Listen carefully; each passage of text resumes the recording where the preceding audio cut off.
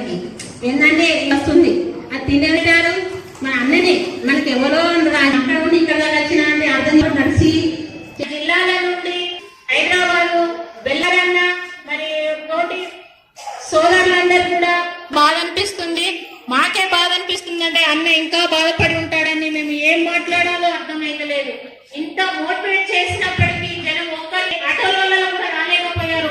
పనులన్నీ మునిగిపోయి మనకు ఏదైనా సమస్యలు వస్తే బాధలు వస్తే మన అన్న దృష్టికి తీసుకెళ్తే అన్న సహకరిస్తానని మన ముందుకు వచ్చి మనకు అండగా నిలబడతానంటే జనలేదు. మనమందరము మన అవసరాన్ని ఏర్పాటు చేసినటువంటి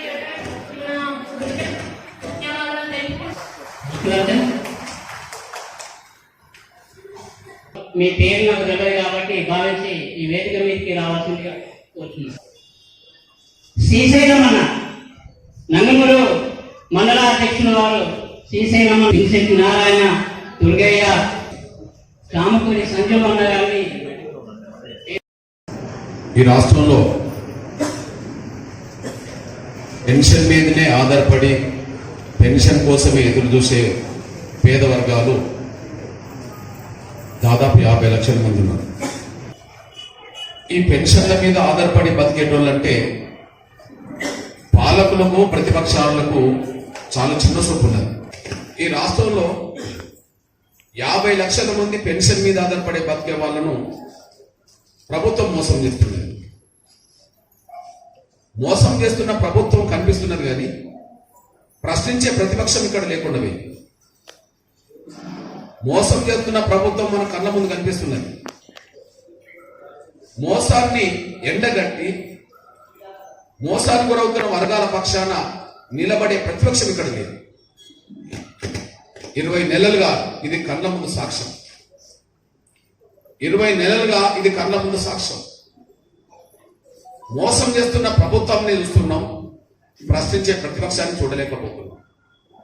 పేదల పక్షాన్ని నిలబడి మాట్లాడే గొంతులను పాలకుల రూపంగా ప్రతిపక్షాల రూపంగా చూడలేకపోతున్నాం.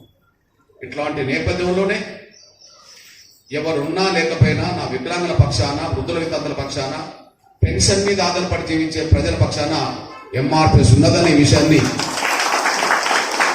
నేను గుర్తు చేస్తున్నా, పాలకులకు హెచ్చరిక చేస్తున్నా. ఇక్కడ పెన్షన్ మీద ఆధారపడేటోళ్ళ గురించి ఒకటే అవుతే, కొత్తగా పెన్షన్ దరఖాస్తు పెట్టుకున్న వాళ్ళు 6-7 ఏళ్లుగా పెన్షన్ కోసం ఎదురు చూస్తున్నారు. కేసీఆర్ గవర్నమెంట్ లో కొత్త పెన్షన్ మంజూరు కాలే, ఈ గవర్నమెంట్ వచ్చినాక 20 నెలల్లో కొత్త పెన్షన్ మంజూరు కాలే. వాళ్ళ ఆవేదన అరణ్య రోదనంగా మారుతుంది. అంటే పెన్షను కొత్త ఇవ్వాలి. 20 నెలలుగా పెన్షన్ పెంచకుండా నిర్లక్ష్యం వహిస్తున్న, మోసం చేస్తున్న ముఖ్యమంత్రి వారు ఉంటే రేవంత్ రెడ్డి గారు మాత్రమే ఈ రాష్ట్రంలో మోసం చేశారు. ఆ రీత్యా నేను ఇతరత్ర కోణంలో నేను విశ్లేషణ చేస్తలేను కానీ పెన్షన్ పెంచే విషయంలో మాత్రం, పెన్షన్ హామీ అమలు చేసే విషయంలో మాత్రం ఇప్పటి వరకు నిర్లక్ష్యం వహించిన ముఖ్యమంత్రుల్లో నంబర్ 1 మోసగాడు రేవంత్ రెడ్డి గారు అనే విషయాన్ని స్పష్టంగా చెప్తున్నాను. ఇక్కడ రేవంత్ రెడ్డి కంటే, కేసీఆర్ కంటే 100 రెట్లు బెటర్ చంద్రబాబు నాయుడు ఈ పెన్షన్ పెంచే విషయం. 100 రెట్లు బెటర్ పెన్షన్ పెంచే విషయం.